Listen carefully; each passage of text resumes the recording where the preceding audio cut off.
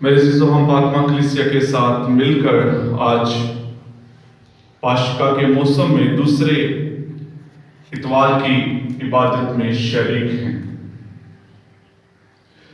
عید پاشکا مسیحیت کا دل ہے، مرکز ہے، اور اگر ہم یہ کہیں کہ ہم اس عید کو صرف ایک دن منا کر چھوڑ دیں تو ایک دن اس عید کا جشن منانا اور خوشی منانا یہ کافی نہیں ہے۔ اتنی بڑی عید ہے یہ، یسوع المسیح کا مردوں میں سے جی اٹھنا، یسوع المسیح کا موت پر، قبر پر، ابلیس پر فتح پانا، یہ اتنی چھوٹی عید نہیں ہے کہ ہم اسے ایک دن منائیں اور بس کافی ہے، بلکہ پورے 50 دن اس عید کو منایا جاتا ہے۔ عید پاشکا کا جو موسم ہے یہ 7 ہفتوں پر محیط ہے، اور عید پینتیکوست کے ساتھ عید پاشکا کے موسم کا اختتام ہوگا۔ لیکن ان 50 دنوں کے بیچ میں یہ جو پورے 8 دن تھے یہ خاص تھے۔ ہر دن عید پاشکا کی خوشی منانا اور ہیلیلویا کا نعرہ لگانا یہ بہت ضروری تھا، تاکہ ہر لمحہ ہمارے بول چال سے، ہمارے کلام سے اور ہمارے اعمال سے اظہار ہو کہ ہم پاشکائی لوگ ہیں اور ہمارا خدا یسوع مسیح موت پر، قبر پر فاتح خدا ہے۔ اس ہفتے کے بیچ میں جو کلام مقدس میں واقعات وقوع پذیر ہو رہے تھے، خدا یسوع مسیح اپنے پیروکاروں پر، اپنے ماننے والوں پر، اپنے شاگردوں پر بار بار ظاہر ہو رہے تھے اور ان کے ایمان کو مضبوطی بخش رہے تھے۔ خدا یسوع مسیح کے مصلوب ہونے کے بعد شاگردوں کی جو حالت تھی کہ وہ ڈرے، سہمے اور ایک طرح سے ہم کہہ سکتے ہیں کہ مردہ سے بند کمروں میں چھپے ہوئے تھے، اس ڈر سے کہ کہیں ہمارے خداوند کی طرح ہمیں بھی پکڑ کر گرفتار کر کے صلیب پر مصلوب نہ کر دیا جائے، ہمیں بھی کہیں قتل یا ختم نہ کر دیا جائے۔ تو اس ڈر سے، اس خوف سے وہ کمروں میں چھپے ہوئے تھے۔ خداوند یسوع المسیح مردوں میں سے زندہ ہو کر سب سے پہلے مریم مگدلینی پر ظاہر ہوتے ہیں، پھر خداوند یسوع مسیح اماوس کی راہ پر جو 2 شاگرد جا رہے تھے ان پر ظاہر ہوتے ہیں، اور وہ روٹی توڑنے کے عمل میں خداوند یسوع المسیح کو پہچانتے ہیں کہ یہ تو خداوند ہی ہے جو ہمارے ساتھ کلام کر رہا ہے، جس نے ہمارے ساتھ روٹی کو توڑا ہے۔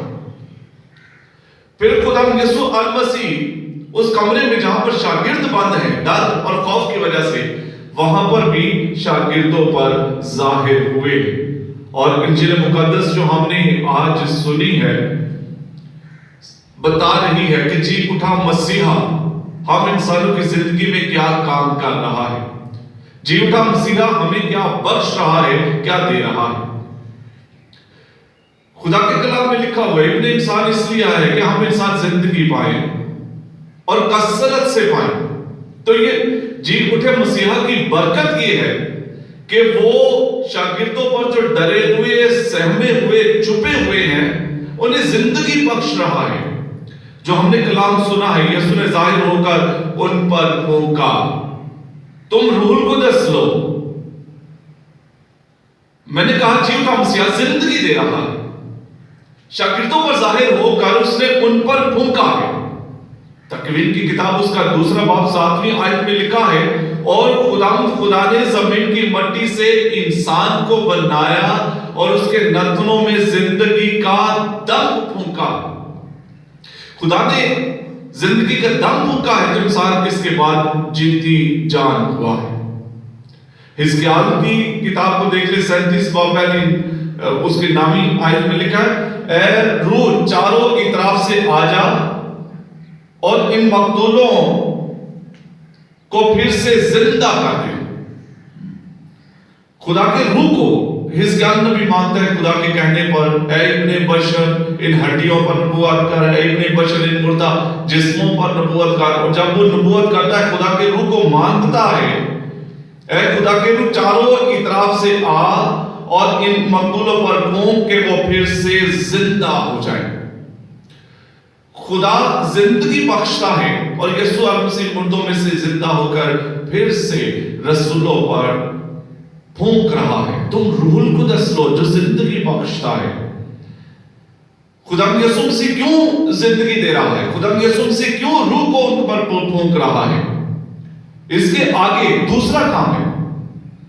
زندگی اگر خدا دے رہا ہے تو زندگی کا ایک مقصد ہے. بے مقصد زندگی کوئی بھی نہیں ہے. اگر میں نے آپ نے ہر انسان اس دنیا میں جنم لیا ہے تو ہم یہاں پر ایک مقصد کے ساتھ ایک مشن کے ساتھ آئے ہیں. اور ایک مسیحی ہوتے ہوئے میرا مشن، آپ کا مشن، ہر اس شخص کا جو باپ اور بیٹے روح القدس کے نام میں بپتسمہ یافتہ ہے، جو ہمارا مشن ہے، یسوع روح پھونکنے کے بعد وہ مشن بھی رسولوں کو عطا کر رہا ہے. جس طرح باپ نے مجھے بھیجا ہے میں بھی اسی طرح تمہیں بھیجتا ہوں. جس طرح باپ نے مجھے بھیجا میں بھی اسی طرح تمہیں بھیجتا ہوں.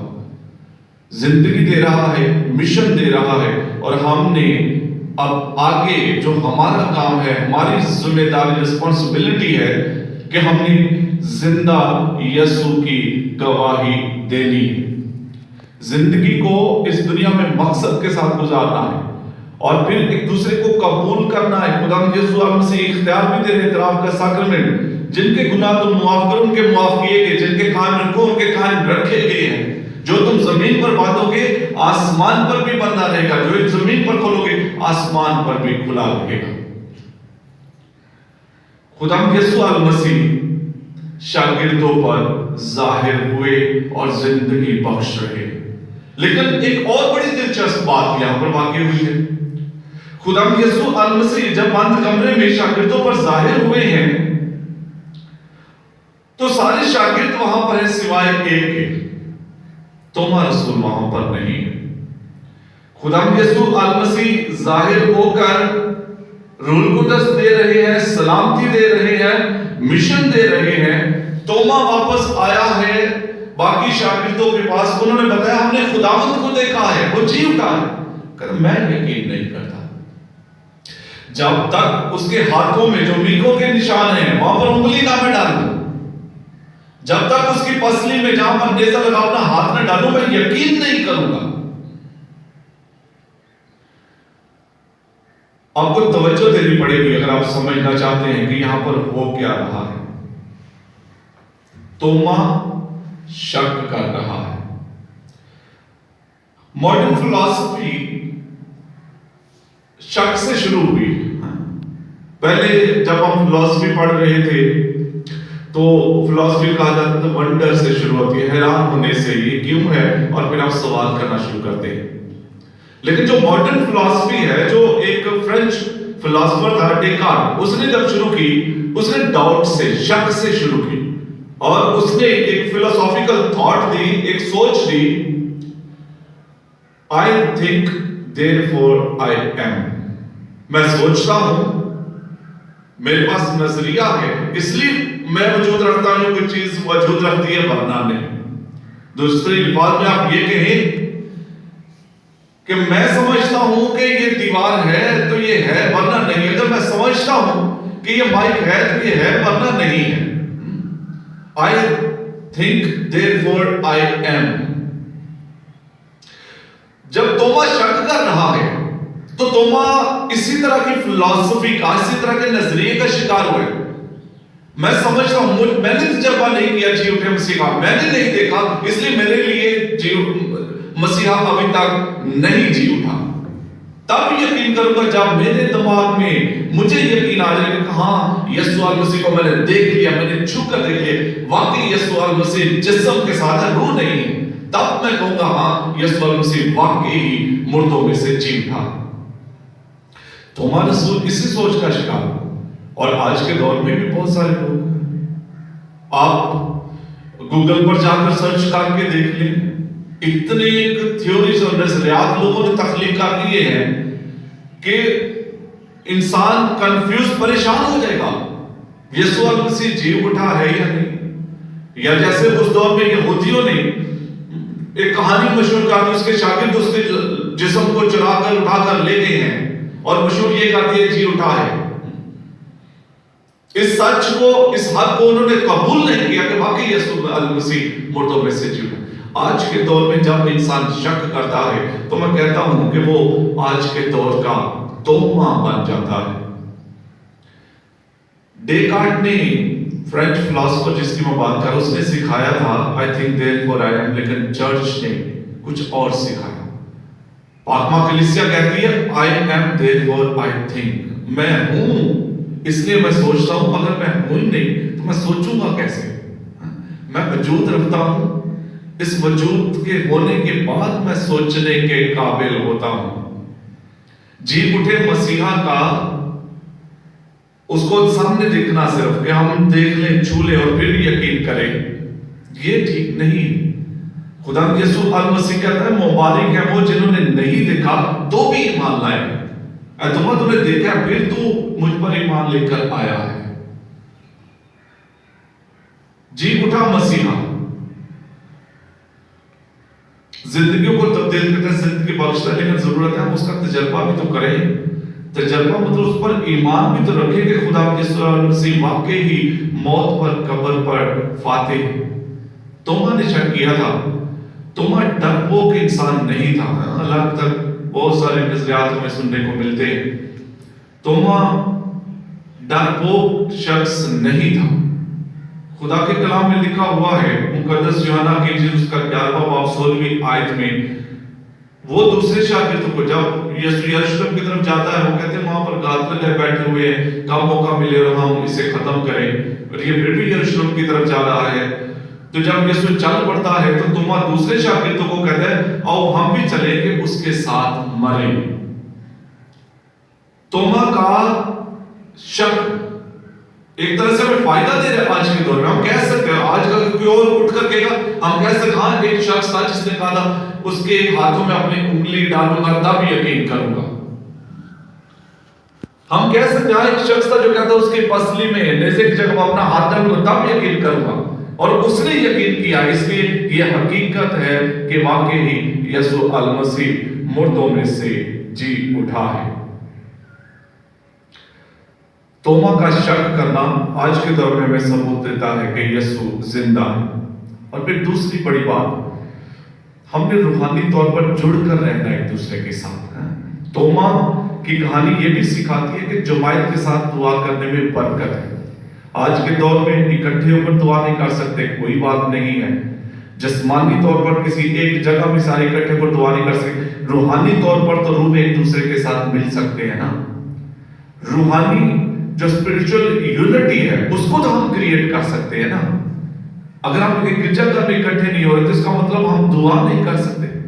مطلب اس گرجا گھر کے بجائے ہر گھر کو اپنا گرجا ہو، ہر گھر کے بیچ میں ایک چھوٹی سی جگہ چن کر رکھیں، یہاں پر بیٹھ کر ہم نے خاندانی دعا کر، یہ ہمارا دعا کرنی ہے، ہمارا گرجا، یہ ہمارا چرچ ہے. اور خدا اس جماعت میں، اس اکٹھ میں بھی برکت دے گا. توما جب واپس آیا ہے شاگردوں کے پاس، اسی جماعت میں اس نے زندہ یسوع کا تجربہ کیا. پھر بہت سارے لوگ میں آج کل دیکھتا ہوں، میں ہمیشہ زور دیتا ہوں خاندانی دعا کریں، خاندانی دعا کریں. صبح اٹھتے ہیں، صبح اٹھتے ہی 5 منٹ کی دعا الگ الگ کر کے اپنے کمروں میں بیٹھ کر اپنے کاموں پر چلے جاتے ہیں، کالجز اسکولز میں چلے جاتے ہیں.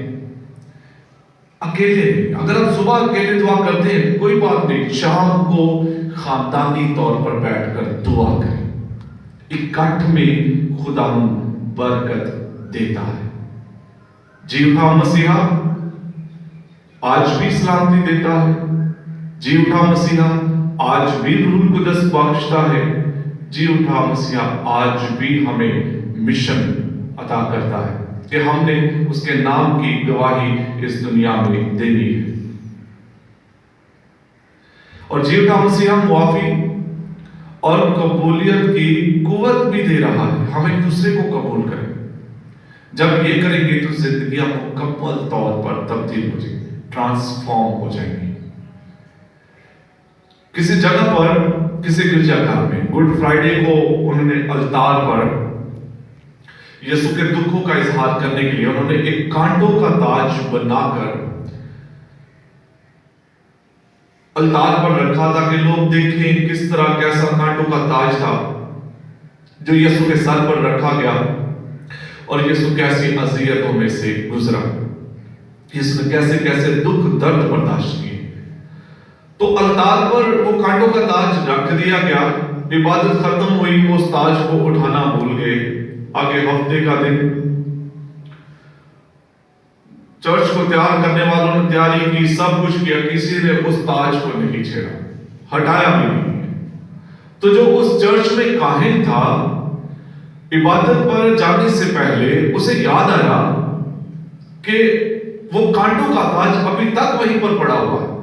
تو وہ جلدی سے بھاگا کہ ہم نے تو آج رات کی بات یسوع کے جی اٹھنے کا ہم نے تجربہ کرنا ہے، جشن منانا ہے، تو یہ کانٹوں کا تاج وہاں پر پڑے رہنا یہ اس عبادت کا حصہ نہیں بن سکتا، وہ الگ روحانیت ہے۔ تو وہ جلدی سے بھاگا کہ میں جا کر اس کانٹوں کے تاج کو وہاں سے ہٹا کر کسی اور طرف رکھوں۔ اور آپ جانتے ہیں عید پاشکا کی جو رات کی عبادت ہے، اس میں چرچ کی ساری جو لائٹیں موم بتیاں ہیں وہ بند کی ہوتی ہیں۔ کاہن جب بھاگتے ہوئے چرچ کی طرف جا رہا تھا، جلدی جلدی چرچ کی طرف جا رہا تھا، اس نے دیکھا کہ چرچ کے اندر سے جو کھڑکیاں ہیں ان شیشوں سے روشنی باہر کی طرف آ رہی ہے۔ وہ بڑا حیران پریشان، روشنی یہ لائٹیں کس نے آن کر دی؟ وہ اور تیزی سے اندر کی طرف گیا، لیکن جب اس نے جا کر چرچ کا باہر کا دروازہ کھولا تو وہ روشنی جو کھڑکیوں سے باہر آ رہی تھی، اس نے دیکھا یہ روشنی الطار کے اوپر سے نکل رہی ہے۔ جلدی سے بھاگتا بھاگتا الطار کی طرف گیا اور اس نے دیکھا کہ وہ کانٹوں کا تاج پھولوں کے تاج میں تبدیل ہو چکا تھا۔ روشنی وہاں سے نکل کر پورے چرچ کو منور کر رہی تھی۔ سمجھیں کہ کہانی کیا ہے۔ یسوع کے دکھ، یسوع کا مصلوب ہونا کانٹوں کے تاج کی طرح ہے، لیکن تیسرے دن جب اس نے موت پر فتح، قبر پر فتح پائی ہے، تو یسوع المسیح ان دکھوں میں سے جلال کی صورت میں، نور کی صورت میں تبدیل ہوتا ہے۔ جی اٹھا مسیح جب ہماری زندگی میں آتا ہے تو ہم اس کانٹوں کے تاج کی بجائے پھولوں کا تاج، زندگی کا تاج بن جاتے ہیں۔ ضرورت ہے جی اٹھے مسیحا کا تجربہ کرنا۔ خدا ہم سبوں کو برکت بخشے۔ ہم جہاں پر بھی ہیں، جہاں پر بھی کام کرتے ہیں، ہمارے کام اور کلام سے جی اٹھے مسیحا کی گواہی دنیا کو پہنچے، اور جی اٹھے مسیحا سے نہ صرف ہماری زندگی بلکہ دنیا کے ہر انسان کی زندگی تبدیل ہو۔ اسی مسیح ہمارے خدا کے وسیلے سے